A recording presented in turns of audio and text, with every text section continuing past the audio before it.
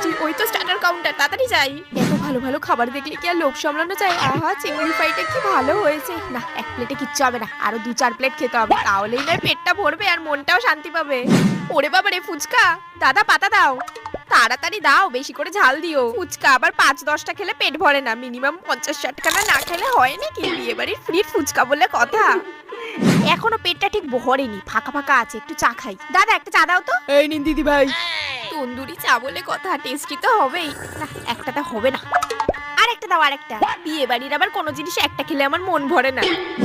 ওরে বাবারে, পেটটা ফেটে যাচ্ছে, কত খেয়ে নিয়েছি। এবার এই কোল্ড ড্রিঙ্কস গুলো খেয়ে পেটটা হালকা করতে হবে, নাহলে মেন কোর্স খাবো কি করে?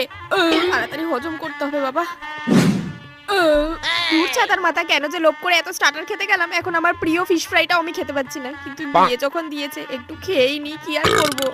আমি তো জানতামই না যে আজকে মেন কোর্সে ইলিশ মাছ হবে, তাহলে তো আমি স্টার্টারই খেতাম না। এখন আমি ইলিশ